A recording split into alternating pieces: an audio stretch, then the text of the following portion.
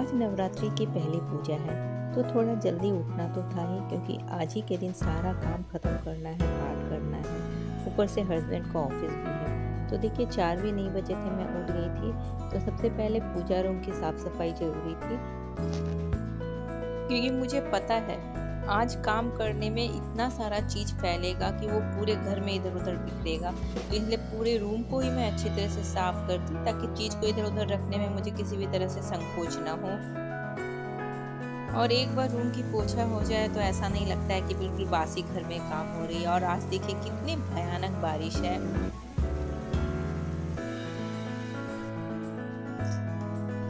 और आज मन में एक अलग ही उमंग और उत्साह है। पहले तो पूजा का बर्तन सारा साफ करना था। कुछ बर्तन तो मेरे ज़रूरी थे जो रोज़ पूजा में यूज़ होते हैं, कुछ रखे हुए बर्तन हैं तो आज उन सबको धो लेना था, क्योंकि कौन सा बर्तन कब ज़रूरत पड़ जाए इसके लिए सब धो के पहले एक जगह पे रख लूँगी। और ये विम लिक्विड से बर्तन धोने से उसमें एक अलग ही चमक आ जाती है। मैं कोई प्रमोशन नहीं कर रही हूँ, पर मैं बस अपना एक्सपीरियंस बता रही हूँ कि पीताम्बरी से मुझे ज़्यादा अच्छा लगता है इससे साफ करना। और ये कुछ बड़े बर्तन हैं जो सिर्फ पूजा पाठ के दिनों में ही बाहर आती है। ये बड़ा वाला दिया है, मुझे ऐसा लग रहा है कि मैं इसी दीपक को अखंड दीप में यूज़ कर लूँ। देखती हूँ उस टाइम जो मूड होगा वो होगा। तब तक मैंने स्नान भी कर लिया। और स्नान करने के बाद जो मेरा इम्पोर्टेंट काम था, जो मुझे पहले ही इसको करना था पर मुझे अचानक से याद आई, मुझे चूड़ी बदलना था। मैं लाल रंग की चूड़ी स्पेशली पूजा के लिए खरीद के लाई थी। काम छोटी छोटी होती है, पर यदि छूट जाए ना तो बहुत अफसोस होता है। अब सारे भगवान जी को मंदिर से बाहर निकाल ली और पूरे मंदिर को अच्छे से झाड़ के साफ कर ली, क्योंकि मेरा तो ये लकड़ी का मंदिर है तो इसमें पानी जितना कम यूज़ करें उतना ही अच्छा है।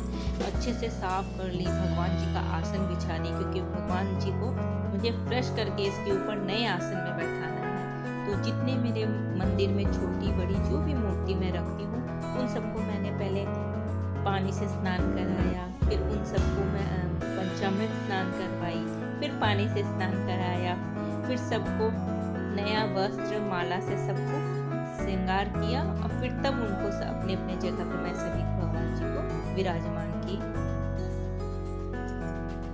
तो ये ज़रूरी नहीं है कि ऐसा ही करना चाहिए या सब ऐसे करते हों। बस मेरा मन था कि मैं आज के दिन सभी भगवान जी को एक बार फ्रेश कर दूं, मतलब पंचामृत स्नान करवा के उन लोगों को नया वस्त्र धारण करवाऊं और सभी भगवान जी को धारण करवाऊं। बहुत मेहनत वाली काम नहीं होती है, पर हाँ थोड़ा सा टाइम टेकिंग तो होती है कि छोटी छोटी मूर्तियों को पहले साफ करना, फिर वस्त्र पहनाना। और आज के दिन करने का जो मज़ा है वो दूसरे दिन करने का नहीं है। और अब आ गई माता जी की बारी, तो बस माता जी को तो मुझे स्पेशल अटेंशन देना था। तो बहुत अच्छे से उनका मैं पंचामृत स्नान करवाई, फिर उनको नहलाई, फिर उनका इत्र स्नान करवाई, फूल से स्नान करवाई। ये जो आपको धीरे धीरे वीडियो में आगे दिखाई दे देगा। और ये सब करके मुझे इतनी खुशी हो रही थी, ऐसा लग रहा था मैं जो जो चीज़ सोच रही हूँ मैं उन सबको कर पा रही हूँ। और मैं इन सब के लिए अपनी माता जी को धन्यवाद भी देते जा रही थी। बस अपना अपना तरीका है भगवान जी को अपना प्यार दिखाने का।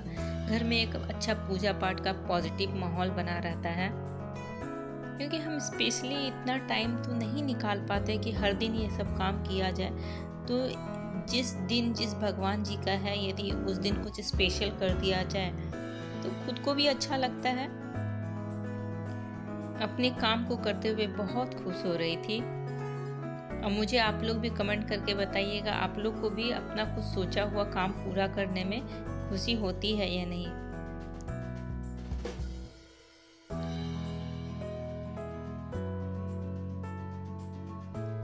माता जी को मैं जो इत्र लगा रही हूँ उसमें गुलाब की बहुत अच्छी खुशबू है।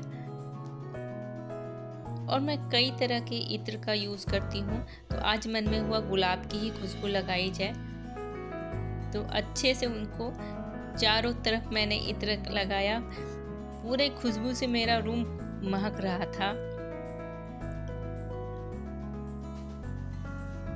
और उनके लिए भी मैं लाल रंग का ही वस्त्र लेके आई थी और आज मैंने स्पेशली लाल रंग का ही कपड़ा पहना है।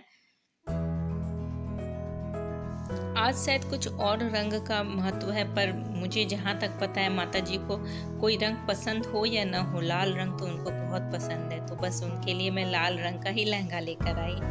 धूप दीप सब जलाई, उनका भोग लगाई, फूलों से उनको सजाया और जो मेरे से बन पाया, जितना चीज मैं जुटा पाई, उन सबको माता जी के पास रख के मैं पूजा शुरू की। फिर लास्ट में वही भगवान सिर्फ भाव देखता है और कुछ नहीं। फिर मैं पाठ पढ़ी। मैं अपना जो रोज का पाठ होता है और कील कवच जो होता है दुर्गा सप्तशती में, और एक एक अध्याय का पाठ मेरे हस्बैंड करते हैं। इस तरह मेरा पूरा सुबह का टाइम खत्म हुआ। फिर भी देखिए बारिश बंद नहीं हुई, लगातार होते जा रही थी। देखते देखते शाम हो गई। अब हो गई शाम में आरती की बारी। तो आरती करने के पहले मैं स्नान कर लेती हूँ। सुबह जितना भी फूल माला सब भगवान जी को चढ़ाई हुई थी उन सबको हटा ली।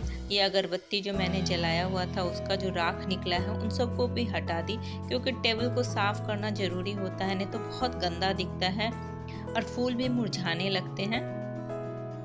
और एक बार मुझे किसी ने टोक दिया था कि रात को सोते वक्त यदि मंदिर साफ कर दिया जाए तो भगवान जी सबको भी आराम होता है। तो तभी से पता नहीं ये बात मेरे दिमाग में बैठ गई। तो सारे फूल को हटा दी। फिर माता जी को नए तरीके से भोग लगाया। वो उनके रात्रि का भोग था। और आप मुझे आरती करते अकेले ही देखेंगे, क्योंकि मेरे हस्बैंड को आते आते लेट हो जाती है। पर आरती तो संध्या के टाइम ही होना चाहिए, इसलिए मैं कर ली। देखिए अब मैं दीपक जलाई हूँ तुलसी में। एक दीपक और मैंने जलाया है।